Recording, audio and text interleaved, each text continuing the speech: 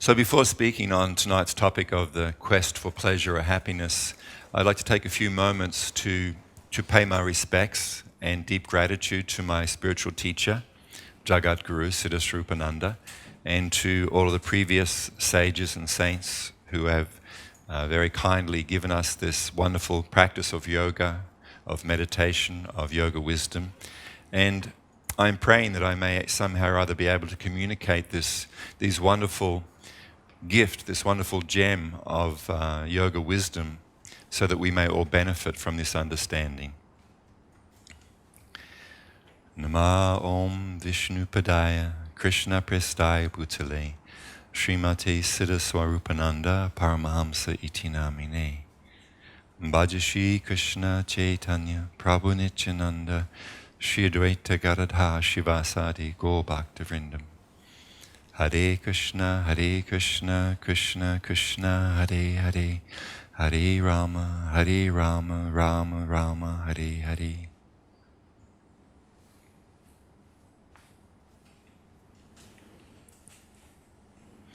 Okay. So the idea we want to speak about tonight is the pursuit or the quest for happiness, for pleasure. Sometimes people are of the erroneous idea that people who are into spiritual life are not into happiness or pleasure. That, spiritual life is something that we do when we're burned out and when we've explored all options in life and then we've got nothing left and we're old and burned out. Well, then I can take to spiritual endeavor, spiritual practice. It's something for old and boring people. Did anyone have that conclusion? That's certainly been, Jez has had that conclusion. Excellent, Jez. No, for most of us, like for myself, I was brought up in a Catholic tradition, and most of the people who are really into their religion were people that I tried to avoid. They were people I generally tried to stay away from because they didn't seem to want to have much fun. And not only girls just want to have fun, but boys just want to have fun as well. Is that not true? Who here doesn't want to have fun? Who doesn't want to be joyful? Who does not want to be happy or experience pleasure? Who here doesn't want that? Okay, so we're all on the same page to start with. Excellent. According to the yoga wisdom and the yoga worldview, the nature of the self who is actually pursuing or on this quest for pleasure and happiness is that we are eternal spiritual beings. We are not the temporary body, nor are we the ever-changing mind, material mind. That this is actually not the true self. The true self is eternal, is spiritual, is, as is, we spoke about this last night for those who were here. In the Bhagavad Gita, Sri Krishna describes how the living being is eternal, ever existing, undying. For the living being there is never birth nor death. There is no time that we did not exist, nor will there be any time in the future when we, the self, cease to exist. So sometimes people may have an idea of something called a soul, my soul. People talk about my soul or her soul. But in the yoga wisdom, the yoga teaching, what is clearly understood and described is that we do not have a soul. That in fact we are the soul and we have a body. This is a different idea because when I was, in my tradition that I was brought up in the Catholic Church, there was some vague idea of, this is me, I'm Ray, my father's, Betty and Brian, and if I'm good, if I live a good life and I go to confession and take the sacraments, then my soul will go to heaven when I die. And, when I was younger, that kind of concept of a soul was it's kind of like a cloud, kind of odd-shaped cloud, because in the Catholic Church they have these ideas of what's called venial sins and mortal sins. So any ex or current Catholics here tonight knows what I'm talking about? If you stole 20 cents from your mum's purse, that's a venial sin. And you get a little kind of like black mark on your soul, which is white and kind of shaped like a small cloud. That's how I perceived it anyway. And if you do a really bad, horrible thing like kill, murder, rape, those kind of things, then the whole cloud goes black, and you've got to get it washed and things like that. So the idea was that, the soul, the person, that's me, I'm Ray, and I have this soul. But actually it's important if we are actually to find true happiness, experience actual pleasure, fulfillment, peace, we need to understand that we are the self. The self is the soul. I do not have a soul. When we say soul, we mean the living being, who I actually am. I am temporarily wearing this material body. The body is described as being like a suit of clothes, or sometimes like being described as a vehicle that we are the driver of. So these bodies are all different. There are different labels and identities on the body, such as, man and woman, young, old, black, Caucasian, Asian, all these different things, different occupations and different identities which are in connection with our body. And generally speaking, this is how most people identify themselves, as being the physical body and also being the labels or the identities that are on that body. Is that understandable? Like when you go to fill out a form, you apply for a job or, like a passport or something like that, they want to identify you. So they ask your name, your age, all these kind of questions. And that's how you become identified. I am Ray. I am 25 years old. No, that's a lie.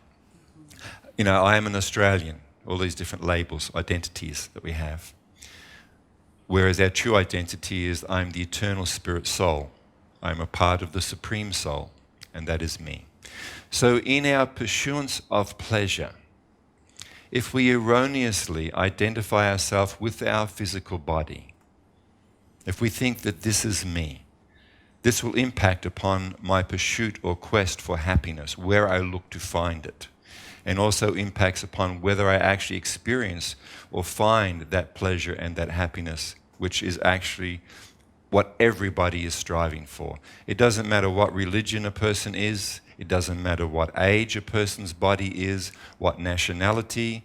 They can be an atheist, a Christian, a Hindu, Buddhist, Jew, Muslim, nothing. They may have no interest at all in any of that. But still, what is common to every single person? Actually, more than every single human, every single living being, every sentient being is searching for pleasure and happiness. So it could be stated correctly, what is the goal of life? The goal of life is happiness and pleasure. Would anyone disagree with that? We're all searching for that. And like I said, it's not just confined to those of us who have a human body. Has anyone here got any pets? No pets when you were a kid, maybe? Pet rock? Anything. In our family, although we were brought up in the country and we had sheep properties and things like that, and we had working dogs, the dogs were never pets. They were always outside the house, but we always had cats. Anyone who's ever had a cat, I know Puranadasi's had cats, for those of you who know Puranadasi, and the cat comes up and it rubs up against your leg and it hops on your lap and when does it start purring? What does it want? It doesn't want to give you anything. It wants something from you, right? The cat. What does it want? It wants your hand. And it wants your hand on its back, right? And it wants you to stroke it. And what happens? It starts purring. And what happens when you stop? It looks at you. Like, what are you doing? So it wants you to pet it again. So all living beings, it is not a philosophy that we have to think about or we have to learn at school or read in some book. We all inherently are looking for pleasure and we are looking for happiness and the fulfillment which comes from that. Now, it's very unfortunate that in the name of religion, it is taught by many people that pleasure is bad, that pleasure is sinful, and that you shouldn't do it and you should just be holy and all that good stuff. And, most of us have rejected that long ago. Because it's natural. I mean, it's just inherently there, this desire to seek pleasure and happiness. But whether we find it or not, or experience it or not, is actually deeply connected to this idea of identity and how we perceive ourselves, who we are. If with this inherent longing within each of us for satisfaction, to seek pleasure and happiness. It's always there. At every moment, waking and sleeping, that desire within us is always there. It's always manifesting itself. Now, when I experience that, which is natural, if I identify myself with this physical body, thinking that this body is actually me, combined with this natural desire for pleasure, how will I lead my life? How will I pursue that quest for pleasure, which is natural? In what activities will I engage in the pursuit of that pleasure when I identify the body as being me, who I am? Anyone? Bodily pleasures. Bodily pleasures? Exactly. Basically, experiences of the senses. You know, the 5 working senses of hearing, smelling, touching, tasting. Of course, there is a 6th sense, which is described as the mind. Because in fact, some of the deepest pleasures we experience is actually in the mind. It's in the mind. It's not just in the physical senses. It's actually, there's much pleasure. You know, has anyone ever daydreamed? You know, anyone ever kind of fantasized about someone, if you know what I mean? It's not real. It's not actually happening. It's happening in the mind, right? So there's basically 6 senses where we experience pleasure or some kind of, joy like that. So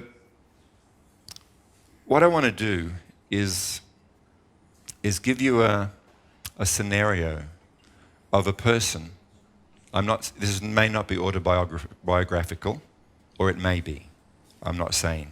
There's no comment. This story I'm about to tell you. Of a person who actually is pursuing this natural goal of pleasure. But they are identifying themselves with their material body, and therefore their goal of life is to experience as much pleasure through the senses as is possible. Okay? So this starts on, did anyone ever see the movie Thank God It's Friday? No. It was a really bad B-grade movie back in 1977, so you probably didn't see it. But there was a movie called Thank God It's Friday. Now maybe if you've never seen the movie, maybe you can still relate to the idea. These days, the work situation is very different. It's all kind of, hours are all over the place, but basically it used to be that work was, 9 to 5, Monday to Friday. So all week long, like Monday, oh no, Tuesday, worse. Even if you like your job, it's still work, right? And there's other things we'd rather do. So then it's getting to Thursday, and we're kind of looking forward to the weekend because we get to do what we want to do. And then, we have all these plans for the weekend. And then Friday, and we wake up, and the thought is, thank God it's Friday. The work week is over. I get to do what I want to do, right?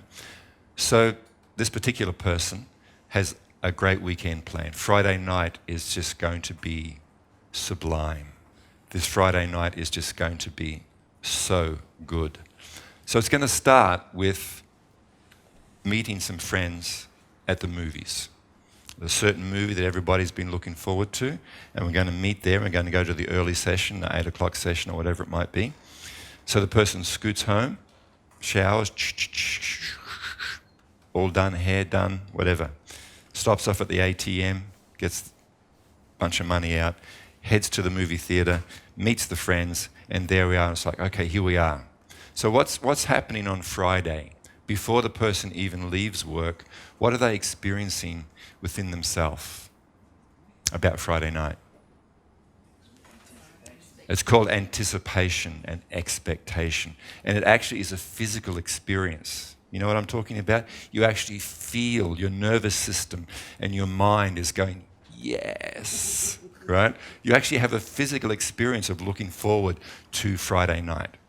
So this expectation that I will be happy, that I'm going to enjoy this night is building.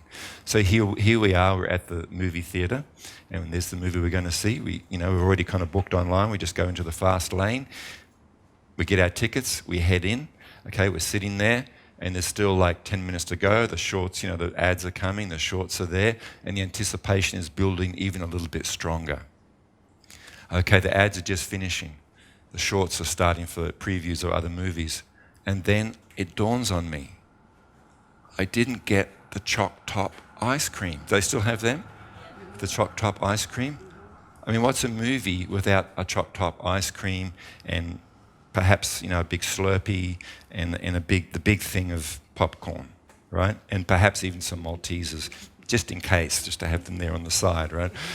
So, and you go, oh, look, I'm just got to slip out to get a drink and stuff. And the other, oh, yeah, can you get me? Yeah, look, I need, so that, you come back with this much, right? So you're sitting back on the movies, you've got all your stuff, you've got your popcorn, you've got your drink, you've got your Maltesers. It's all good. And you're sitting there and you're watching the movie, and the movie is as good as the trailer, which is kind of rare. The trailer usually has all the good bits in it, right? You go there and that's it. Anyway, this is a good movie. And you're sitting there and you're watching it and we're enjoying the movie. There's some pleasure or happiness coming from the movie, right? I'm enjoying seeing it, And you're talking to your friends about, wow, you see what's happening. What do you think's going to happen next? I think she's going to, right? So you're adding spice, or sugar to the mix to make it even. Is this not true? I'm not the only weirdo, right? I see other people in the movies doing the same thing, so I know I'm not the only one. So we're actually building it up, and that was great. And then it's kind of finishing. We know it's about to finish, and the movie's finishing, and already the mind is going, now what? Now what? What are we going to do now? So on the way out, brushing the popcorn off and chocolate stains on your bloody good jeans, it's like, oh well. So on the way out, what do we do as we're actually walking out? What's the conversation? What are we going to do? Yes, not quite yet. The first is, did you see that bit? I didn't really expect that. So it's what's called in yoga philosophy, chewing the chewed. If you can imagine what that means. Chewing what you've already chewed to try and extract a little bit more flavor out of it, right? It's kind of like having, the chewing gum. You kind of put it there, and then the next day you kind of have another go to see if there's any kind of flavor left in it. So we're kind of chewing the chewed, and then it's like we're out in the foyer, and it's kind of like we're looking at each other.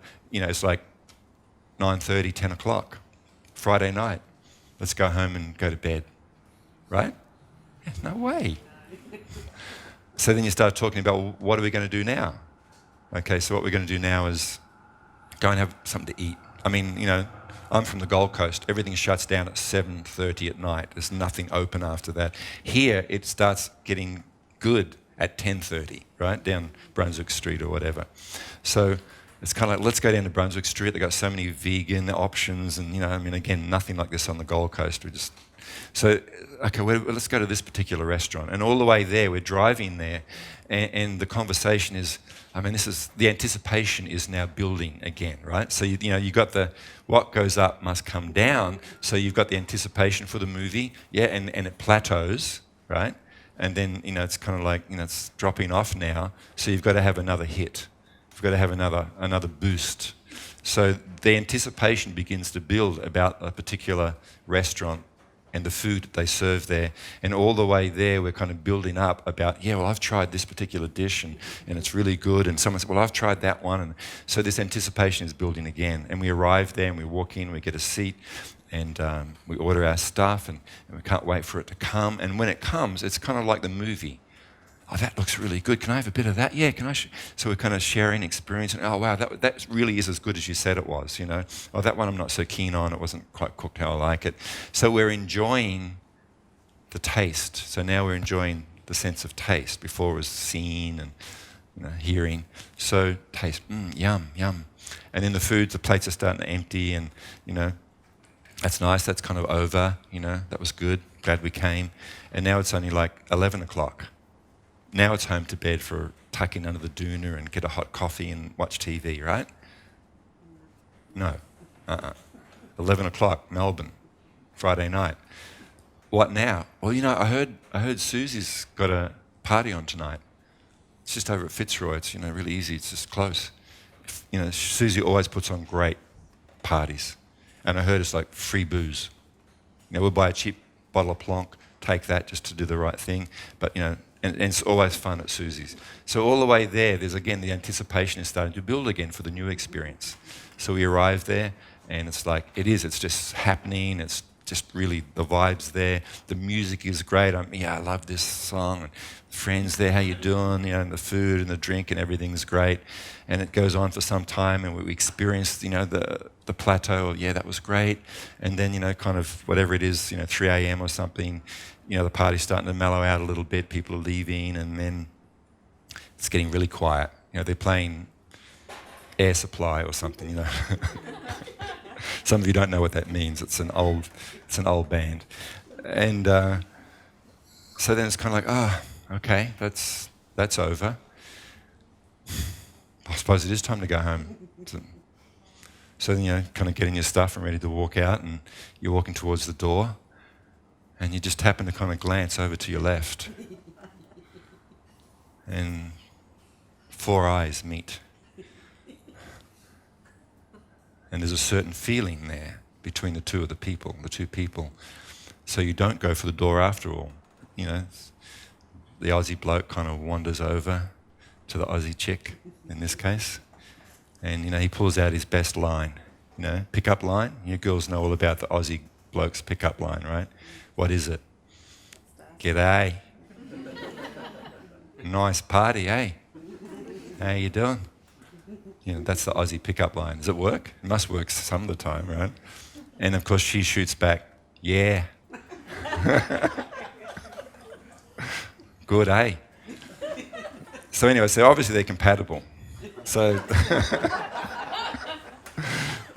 so they decide that the night's not over after all. And they decide, would you like to come back to my place? Sure. So they're driving back. And of course now the anticipation is starting to build again. This is going to be good. She's really nice. He's really hot, whatever it might be, right? So you're kind of getting home, you're getting in, you're kind of sitting there, whatever you're doing, having another drink. You're sitting there on the couch, maybe you're surfing, looking at something, surfing the internet, and it's kind of like, okay, and the kind of guy takes a bit of a scratch. He kind of puts the hand over. You can see I've done this before. And the hand's not slapped away. The arm's kind of, it's okay. In fact, the hand comes up and hugs it a bit closer. And what comes on the radio? Get Lucky, the song. So then, either they move into the other room or not. Depends on how it may be. And whatever happens, happens. And then, about 3.5 minutes later, they're just kind of laying back in the afterglow, smoking a cigarette, going, that was great. There it is. There's a whole, can it get any better than that? That's as good as it gets, right? Now, I'm sure many of you, perhaps, have experienced a night like that, something similar, and be laying back, whether you're smoking your Benson Hedges or not, and actually be experiencing an emptiness within yourself, feeling that sometimes even lonely after a night like that. You don't have to say yes or no, that's up to each one of us to consider. And still wanting something more, even after a perfect night like that, still feeling there is something missing. I am actually not fully satisfied by that experience. Some people say, well, yeah, what you just needed was some drugs. No, that doesn't do it either, right? So why is this? And many of us have had many experiences like that, weekend after weekend, and we become burned out on it. We lose the anticipation even, because in this day and age, we have access to everything at a very young age, right? And we've experienced all of this before we're 16, many of us, right? And then it's like, what is there to look forward to in life now? I've already done all of that. In where does it leave me? Wanting more. So why is it that although this is the best case scenario of what I can experience through my senses, good food, good music, good company, entertainment on the screen, everything which should make it so that I'm happy. As I said earlier, yoga wisdom does not teach that pleasure is bad. It teaches it is natural. Pleasure is natural and should be pursued. But it teaches that, and we can also examine this ourselves, the pleasure gained through the senses is experienced as two things. I'll use these two fingers. Is two things. One is the pleasure gained through the senses. Sense enjoyment is flickering. It comes and goes very quickly. It does not last very long. Whatever experience, whether it be listening to some music, eating something nice, how long does the pleasure sensation last? It comes and goes very quickly. This is not to say it's good, it's bad. It's just saying, look at it. You know, the orgasm on the tongue when we taste something nice. I love that. It's over quicker than you say it. And then you have to have another, right? Because one doesn't do it. One mouthful, done. Okay, great. No, you have to have another mouthful and another dish and a different dish and different flavor and a sweet flavor, and right? Because the pleasure that the tongue derives from the experience is flickering. It comes and goes very quickly. The other thing it's described as material sense enjoyment, enjoyment of the senses, does not satisfy a person. It is not fully satisfying, even though when we have it. So we can look at that scenario that the picture we just painted, and see that, and in our own life, take it on board. Is this not true? I mean, how long, what's the greatest pleasure? What is the most intense pleasure that a person can experience through their senses? There's many different kinds, right? Well, what's the most intense? Come on, someone be honest. Sex enjoyment is the most intense experience of the senses. How long does it last? No one needs to tell me. We don't need your personal life here, right? But we can suffice to say it is flickering. And that's why in the magazines and the things, they teach you how to have a number of them. Multi of them, right? And if your partner is not giving them to you, look for another partner, because you're not getting what's due to you, right? So even the most intense experience of pleasure through the body, which is the sensual enjoyment of sex, is very temporary, comes and goes very quickly. And even afterwards, it is not satisfying. We are not satisfied by that experience, and that's why we want to do it again and again. And if possible, again and again, right? All in the same night. We should learn from this and go, it didn't do it for me the first time, or the second, or the third, or the fourth.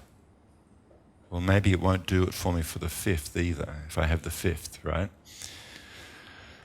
So, is that not true? Is that not a reality? It is a reality if we want to reflect on it ourselves. So why? Let's cut down to why, because it's connected to what we were speaking about earlier. The nature of the self as not being the body, the nature of the self not being temporary, but actually being the spiritual being. So what I tell another story just that helps to, for me, helps to illustrate this idea, to give insight into the idea of what I'm talking about. Are there any non-vegans here? No, just joking. It's a Melbourne joke. It's an outside of Melbourne joke. That. Has anyone here ever been fishing in your life? It can be before you were a vegan, that's all right. Right, so I used to fish when I was younger as well, right? So if you've never been fishing, have you seen somebody who's been fishing? Have you seen somebody on TV catch a fish? Okay, so you're going to know what I'm talking about. So when you go fishing and you hook the fish and you reel it in, and you kind of, you rip its mouth. When you take the hook out, you rip that through, and you put it into the bottom of your boat or onto the beach or wherever you are in the creel. Is that fish a happy fish? Is that fish like stoked and happy? And no, you could say that fish is not a happy fish, right? Not happy. Okay, so you're driving home and you're going to eat that fish. But on the way home, you see a sign that says, eat vegan. I just saw that down the road, eat vegan. And you have an epiphany, what's called an epiphany, and you become a vegan on the spot. Right there you decide, I'm going to be vegetarian at least. And you're not going to eat the fish now. So you still go home and you've got the fish and it's still just gasping. It's a gasping fish, right? So, and out of this newfound, compassion, you feel remorseful for hooking the fish and you want to make the fish happy.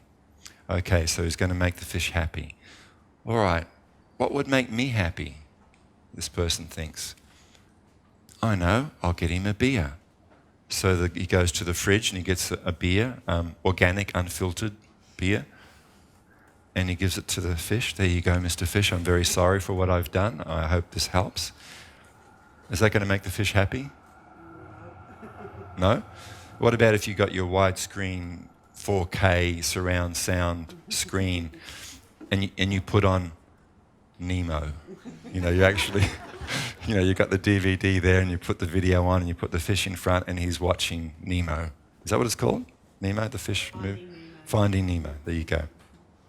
And the fish is watching. No, the fish is still not happy. And you realize, you have insight, this is not working. What else can I do for the fish? I know, I'll get the fish some boyfriends or some girlfriends. So you go to the fish and chip shop, and you give this is still not going to do it. And it just so happens that the Rolling Stones are in town and you have a ticket. So you sneak Mr. Mullet into the Rolling Stone concert in your pocket. So you're sitting there watching Mick Jagger jumping all over the stage, singing, I Can't Get No Satisfaction. Is the fish going to be happy? They're just going, yeah, I can relate to that song. No, the fish is not happy. It's not working. What do you need to do for the fish to be happy? Say? Put it back in the water. Is that not logical? Is that not real? So you take the fish and you put it back in the water. Now the fish, in the beginning it's kind of a little bit unsure, and then it starts to feel right. It's back in its natural environment, and then it swims away. So now it's a happy fish. Yeah? So to come back to our initial idea, I am spirit soul. I am not the material body nor the material mind. I am eternal spark of the Supreme Soul. I am of a different nature. In the Bhagavad Gita, Krishna describes that there are two kinds of energy. There is material energy, material nature, earth, water, fire, air, ether, the mind, intelligence, and false ego. These are described as the inferior material energy of the Supreme Soul. But he describes there is a superior spiritual nature, the living beings who are struggling in this material world. So we, the self, are of that superior spiritual nature. We are not of the temporary inferior energy. So in the same way as that fish, when it's out of its environment, cannot be happy no matter what it experiences, no matter what it does, where it goes, what experiences it has, that fish cannot be happy on dry land. It is not a terrestrial being, it is an aquatic being. True? We are not earthlings. We are not earthlings. We are not from earth. We are not from this material plane. We are eternal spiritual beings. So only that which is of my nature can actually satisfy me, the self. So this is why the pursuance, to even take it back a little bit further, when we erroneously identify ourself with this temporary body and mind and the desires which are ever moving through our mind, when we identify in that way and pursue a life centered around that erroneous misunderstanding of who we are, no matter how hard we try, we always end up coming up short in our quest or our pursuance of pleasure and happiness.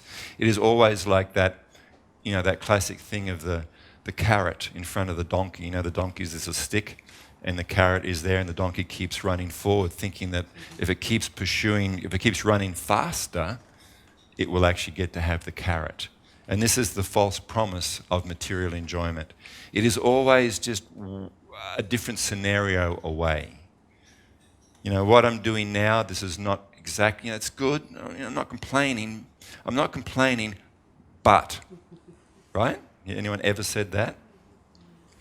It's always the new thing to get, the new experience to have, the new boyfriend, the new girlfriend, the new different, the overseas trip. This always I've done my backpacking overseas. I traveled a lot. But what I flashed on one day is like, as I'm flying to America or Europe, the Europeans are flying here. So if it's so good there, why are they, and that's where I'm going to experience Europe, why are the European people flying here and other places? I just flashed on that one day. So we're all actually searching for something more. And then when we go to Europe, yep, that was great. Here I am in front of the Eiffel Tower. Here I am in Rome. Where do I go next? Well, I go to Asia, or so we're looking for something. We're looking for satisfaction. That's our quest. So yoga wisdom teaches that because this is your very nature, you need to seek that pleasure and that happiness in the same nature as yourself, spiritual. Only spiritual pleasure can satisfy the spiritual being.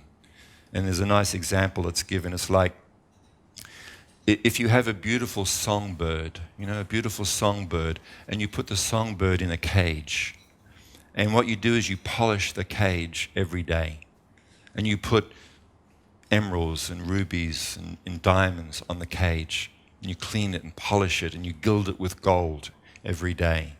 But you neglect to feed the bird inside the cage. What will happen? The bird will wither up and die. So similarly, if we simply take care of the body only, not knowing that we are the soul, the self within the body, it is the same as taking care of the bird cage, but not nourishing the bird. So we are that soul, we are the self within the body. And just as the body needs to be taken care of, it needs to be nourished, fit, healthy. Similarly, we must nourish the self. We must nourish ourselves with spiritual food, spiritual nourishment. And that is truly what spiritual life means. Spiritual life does not mean boring and something I do when I'm about to die. It actually means the highest pleasure, the greatest pleasure. That greatest, in fact, again, we were speaking about this last night, the nature of the self is Sat Chit Ananda, eternal, full of knowledge and wisdom and blissful by nature. Not just temporary happiness which comes and goes very quickly, but actually an eternal joy which is actually indescribable and incomparable to the pleasure and happiness we experience through a flash, a tongue flash, an ear flash, a genital flash, or whatever it might be. Something much deeper and lasting and fully satisfying, because it is of the same nature as the self. In the same way that the fish needed to be in its natural environment, we need to be in our natural environment. Is there any questions up to this point? I'm probably talking over time again. I've got 10 minutes, cool.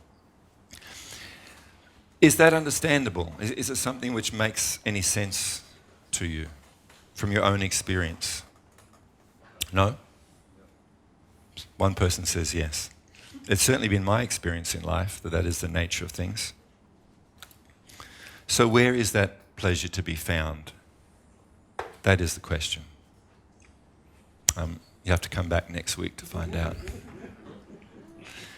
No, let me tell you another story. Is it okay if I tell you another story? Okay.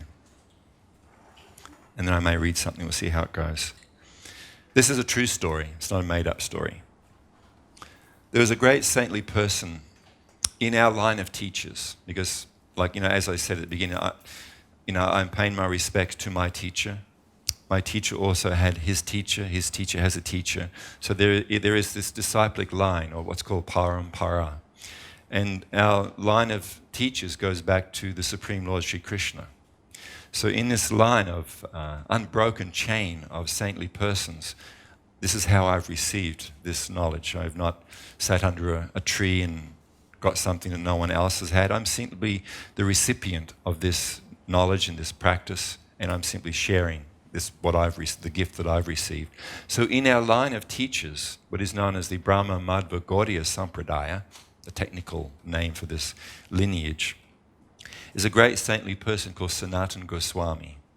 He appeared in India 500 years ago, and he was a student of the great Chaitanya Mahaprabhu, who is, according to Vedic scripture, an incarnation of Sri Krishna himself, of the Supreme Lord, who came to inaugurate this hearing and chanting, this mass practice of kirtan, hearing and chanting the holy names of God. This is what kirtan is.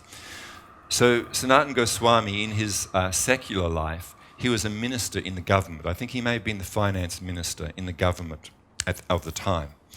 Very opulent life, an extremely rich person, beyond imagination how rich he was. When he came across, he met Chaitanya Mahaprabhu, he was so moved by the spiritual potency of Chaitanya Mahaprabhu that he within himself awoken this desire to pursue in a deep way spiritual practice. Anyway, to cut a long story short, he ended up going on pilgrimage to a holy place called Vrindavan. Vrindavan is the site where Sri Krishna appeared 5,000 years ago and engaged in his eternal transcendental pastimes. So Sanatana Goswami, he was not known as Sanatana Goswami originally, but he became known as he took to spiritual practice as Sanatana Goswami. He was living very simply in this small rural village of Vrindavan. And he was so renounced that he would not even sleep under the same tree 2 nights in a row because he did not want to become attached to any particular experience. So he lived extremely simply. He engaged in his spiritual practice, and he wrote many, many amazing spiritual literatures which guide us to this day. So he spent his days in meditation, spiritual practice, and writing for the benefit of all living beings his great spiritual text, which we read and try to apply, to this day. So his reputation was spread all around of a great saintly, compassionate person. So there was a particular man, a Brahmin, who had heard about Sanatana Goswami, but he had heard that Sanatana Goswami, as well as having great spiritual riches, he actually was the possessor of what is known as a touchstone. Someone had given Sanatana Goswami a touchstone. Touchstone is a valuable gem that when it is touched to bell metal, it turns into gold. So whenever you touch to any metal, that which you touch became gold. This is the potency of this touchstone, or chintamani, gem. So this particular Brahmin was actually a poor Brahmin, and he had great aspirations to be well off, to have power, prestige, to have money and influence in society. That was his desire, to be successful in life. So he made his way to the pilgrimage place of Vrindavan and inquired where Sanatana Goswami was. So he finally found out where Sanatana Goswami was, and as is the proper tradition, when he saw Sanatana Goswami, he paid his respects to the saintly person, and he sat and inquired from Sanatana Goswami. He said, so Sanatana Goswami is asking him, how may I help you? In what way may I help you? What do you? He said, the Brahmin said, I have heard that you have a touchstone. He says, it's true. He said, I'm wondering if I can have it. And actually Sanatana Goswami said, yes, you may. So the Brahmin was stoked in, contemporary language. And he said, where is it? And he said, it's over there. And as the Brahmin looked over there, there was, in those days they didn't have Thursday pickup trucks for rubbish, right? You just put your rubbish away from where you live. So there was this pile of rubbish. And that's where the touchstone was actually in that pile of rubbish. So the Brahmin guy ran over and he had it and he looked at it and it was real. And he said, I can have this. And he says, you may have it. So he went away with it and it worked. It was turning metal into gold, and he actually became very influential and very powerful due to having the money that came from the gold. But after a while, he also experienced that, and there was this thought in the back of his mind, why did Sanatana Goswami give me this? People would kill for this.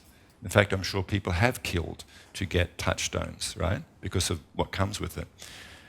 And from both that thought which was in his mind and from his own experience that even though he had now gained what he desired, he'd become a success in life, he still felt there was something missing. So he decided to take the touchstone and go back to see Sanatana Goswami. So Sanatana Goswami, he pays his respects, and he approaches him and he says, I have a question, if I may ask. He said, of course. He said, why is it that you so easily gave me this touchstone? Do you have something more valuable? And he said, yes, I do. He said, may I have that? Because if it's more valuable than the touchstone, it must be pretty cool. And he said, yes, I do. And I will give it to you. He said, but there's a price. He said, the price is you must throw the touchstone in the river. But he had some faith. From within, he had some faith in Sanatana Goswami's words. Because he knew that Sanatana Goswami was previously a success. And how was he able to give up that position in life to live like this? Either he's nuts or he has something of great value. So he decided he did throw the touchstone in the Jamuna River. And then he came before Sanatana Goswami and said, please give me that most precious of gifts. And Sanatana Goswami gave it to him. Would you like that gift? Who would like that gift? If you don't want it, you have to leave now. So I would like to also give you this gift which was given to me. So if you'd like to close your eyes and repeat after me. Hare Krishna, Hare Krishna, Krishna, Krishna, Hare, Hare, Hare Rama, Hare Rama, Rama, Rama, Hare, Hare. You're welcome to keep that gift. That is a gift which was given to me, and this is the most valuable gift that you will ever receive in your eternal existence. Why? These are the names of the Supreme Friend. The Supreme Gift is the names of the Supreme. The name Krishna, when we chant Krishna, it has nothing to do with any particular organization or any particular religion, Hindu, this, that. It actually is the most sweet and precious name of the one Supreme Soul. In yoga philosophy, sometimes people ask, when you speak of God, who or what are you speaking of? It's very simple, actually. When yoga speaks of God, yoga teaching speaks of God, we're speaking of the original cause, the Supreme Soul, the cause of all causes, that which has no other cause. That is the Supreme, that is God. So we're not talking a Hindu God, Buddhist God, Christian God, Muslim God, this God, that God. We're talking of the Supreme, original cause of all causes, that which has no other cause, that is God. So the Supreme Soul is known by many, many different names. Throughout different cultures and spiritual traditions, the Supreme Person, or the Supreme Soul, like in the Islamic tradition, they call this original cause, Allah, and many other names. In the Holy Bible, there are many, many names that refer to the same Supreme Being. Abba is a name. Eloi, El Shaddai, Jehovah. These are all names referring to that same Supreme Soul. This is not the Christian God, or and Allah is the Muslim God. No, or Krishna is the Hindu God. No, this is actually complete misunderstanding of the reality. These are different names that refer to that same original Supreme Soul. Is that understandable? Like me, okay, I'm one person, but I've got lots of names. My mum and dad called me Ray, so they called me Ray. My first name is Brian, so officially I'm known as Brian. Some people call me Mr. Lindsley because that's my last name, right? But then I have friends who call me by other names. At school, I was known as Honkosaurus. I don't know why. I didn't think my nose was that big. So, and then, my wife calls me other names according to how things are going, So I'm one person, and I can be Mr. Lindsley, I can be Brian Lindsley, I can be Ray, I can be, right? And yet I'm one person, but I can have many, many names. So it's not hard to understand how the Supreme Soul can have many, many names and still simply be the same Supreme Being. Yeah? So why is this mantra I've given you, these names, the greatest gift? Because the name Krishna is the most perfect and complete name of this same one supreme person. Why? Because Krishna means all attractive. The name Krishna means that this supreme being is the all attraction. Everything that we're looking for in our the very depth of our being is this connection, this relationship, this connection between me and the Supreme Soul. That is, what manifests itself as what's sometimes described as lust. Lust doesn't just mean sex, right? It just means a strong desire for pleasure, to experience something. And it's described, it burns like fire. Anyone who was into The Cure. It burns like fire, right? Hot, and it gets hotter and hotter. And even when we try to satisfy that longing, which is called lust, the more we try to satisfy it, the hotter it burns. It's kind of like an itch. You ever had an itch where the more you scratch it, the worse it gets, and you start ripping your arm apart, right? That's what material desire is like. It is never satisfying. In fact, the more we do it, the more stronger it gets, and the more it burns. So to not only extinguish, but to satisfy that longing, that yearning for pleasure is actually a longing, an inner spiritual longing for union with the Supreme, relationship with the Supreme Soul. That is what manifests itself through the senses as the desire to experience different enjoyments is actually a spiritual longing. So only a spiritual relationship can satisfy that, where I'm now, the lust is cooled and experienced for what it is, spiritual longing, spiritual love. So Krishna, the Supreme Person, is not a void at nothingness. Sometimes people say, well, God is everything, or God is nothingness, and there's so many different, or God is an old man in the sky with, long beard and grumpy, grumpy old, what was that movie, Grumpy Old Men, or whatever it was called, right? No. And so why would you want to, and how can you have a relationship with a grumpy old man who's going to condemn you to hell forever if you don't do as you're told, right? That's why we rebelled against our parents, wasn't it? Because we couldn't handle being controlled like that.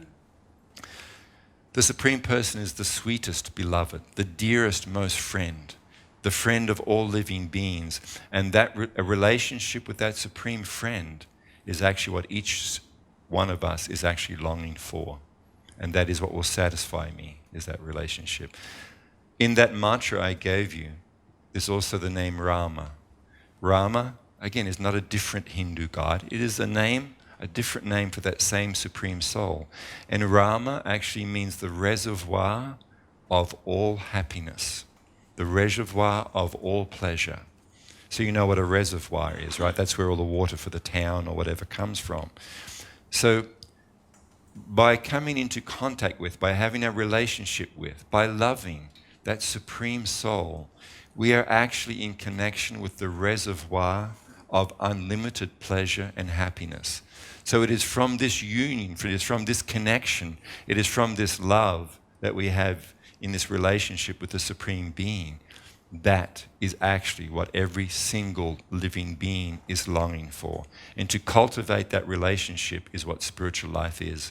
To taste that love and to taste that spiritual joy and happiness is actually what you are looking for. It is what I am looking for. It is what every living being is actually looking for. So this is the goal of spiritual life, is to actually satisfy that spiritual yearning, that spiritual longing. So this is also a journey, like any quest. It isn't a matter of simply, declaring allegiance to, whatever, on the 10th of whatever I heard Radha Krishna speak, and I've been saved ever since. No, it's not such a superficial experience. It is a very deep and profound experience, and it is a journey which each one of us go on in our own time, in our own pace, in our own speed, just according to how much we actually are desiring of traveling on this path. It is not about, joining some religion. You cannot join love.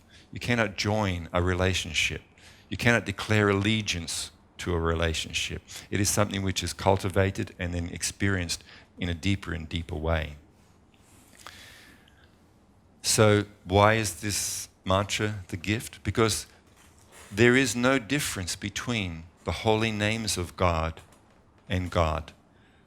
Because the Supreme Soul is absolute. Like in this world, there is a difference between an object and its name, right? If you want to eat a mango, say you like mangoes, if you just simply sit here and chant, mango, mango, Bowen, mango, mango, is it going to satisfy your desire for a mango? No, it actually makes it more, right? Because a mango and its name are not the same. They're not synonymous. Such it is with all material sound vibrations. The name of a friend, if you're missing your friend and you chant their friend, of course, the name of your friend, you may remember your friend, but it does not mean your friend is actually there with you. This is the difference between transcendental sound and material sound. There is no difference between the holy names of God and God. God is fully present. The Supreme Soul is fully, completely, and totally present within His holy names, within the sound vibration of the names. So we can directly be in union, we can directly be associating with the Supreme through transcendental sound. So this mantra, it's called the Maha Mantra. There are many, many names. There are unlimited names of the Supreme. There are hundreds and millions of names of the Supreme Soul. But this Maha Mantra is a Sanskrit term, mantra, meaning the name of God. And the Sanskrit word Maha means the greatest, the most powerful. This is what the word Maha Mantra means. It is like, to use a simple analogy, it is like $1 billion mantra. If you want $100,000, any of us want that? Most of us. If you have $1 billion, you already have 1 million within it, do you not? You already have 100,000 within that billion. So all of the other names, the unlimited hundreds and millions of names of the Supreme Soul, they are contained within this Maha Mantra. So it's not like anything is missing. Everything is contained within that mantra. If you take these sweet words with you, if you meditate upon them in your own life, you can, if you don't know how to do it, our friends here can teach you how to practice what's called japa meditation, where you can take the name on japa mala or meditation beads, and you can actually sit in meditation at home or wherever, go for a walk, and you can actually be taking the name and touching it and experiencing it as you say it, actually diving into that ocean, that ocean of spiritual love by taking the name. And as the saying goes, the proof of the pudding is in the eating of it. That's the only way that you will know whether the pudding is nice or not, is actually if you taste it. It's described the prime benediction for all living beings is this practice of kirtan, where people come together and hear and sing these names of the Supreme. In that experience, it's described the heart and the mind become purified of all material contamination, and all the lust, anger, greed, emptiness, loneliness, fears, anxieties are completely removed from the heart and the mind, because one is in contact with that eternal spiritual reality. So the more a person takes and dives into and experiences and rests in these holy names, the more you will actually know the reality. Like my spiritual teacher gives a very nice example. Sometimes people ask, what exactly do these mantras mean? And of course it's possible to give a technical answer. Well, this means this and that means that, and we can explain it. But this will actually not help you to understand the real meaning of this mantra. What this mantra actually means cannot be understood by this method of trying to mentally wrap my mind around the meaning of each word. In the same way that you cannot describe to someone else or help them experience a beautiful sunset. If you've experienced a beautiful sunset, anyone here done that, sunrise or sunset? And it's overwhelming sometimes. It's like so beautiful. Now, if you go to tell a friend who has never seen such a sunset, and you're describing what you experienced when you saw that sunset, and so you're trying to use words to describe that experience. So they're asking questions. Well, what is it like? And if you start giving a scientific breakdown of how light comes and refracts or whatever it does, and it bounces off and it goes through a prism, and is that going to help the person know what a sunset is? No, zero. It won't have, the person will have no idea of what it actually means. Yeah? How will that person know the actual experience of a sunset? By being there, by having it, but by actually being there with it. So if you want to know what is the effect of this mantra that we are singing, there's one way to sing it. Then you will experience it. So on behalf of my teachers, my request is that you accept this gift. It may seem a very simple thing. Oh yeah, I knew that mantra anyway, you know. But as far as, do I take that gift and do I value that gift? That's the question. Do I actually appreciate it, or do I think it's equal to other gifts? It's equal to other songs. No, it is not equal to other songs. This is like Sanatana Goswami had a touchstone, and he said, this is more precious than the touchstone. So this is something that, you know, as individuals, we can make that decision. Let me take this gift. Let me value this gift so much that I will actually have it. I will take it. I will experience it. I will use it. I will not neglect it. You know, if you had a touchstone, wouldn't you value it and keep it close? But the beauty, maybe I can just also say this, the beauty of spiritual gems, unlike material possessions, if you try to keep it, like, you know, if you have a diamond or you have an iPhone 6S Plus, you know, you've got to activate find iPhone if it's, you know, someone steals it or it's lost because you want it back. You don't want anyone else to have it, right? If you've got $1,000 or $10,000, for you to enjoy it, you must keep it and not let anyone else see it or have it. Spiritual gifts are different. We can really only experience it when we apply it ourselves, but then when we also share it with others. We actually get to keep it by also giving it away. And unlike anything material, if you give it away, you no longer have it. But anything spiritual, if you try to keep it as a miser, you don't get to have it. It needs to be shared for you to have it as well. So this is what, you know, my spiritual teacher has given me. And because I'm greedy, and because I want pleasure and I want happiness, I'm trying to give this gift to you. And if your hand is a little open, you'll at least consider whether this gift is of any value or not, and you may apply it. Thank you very much.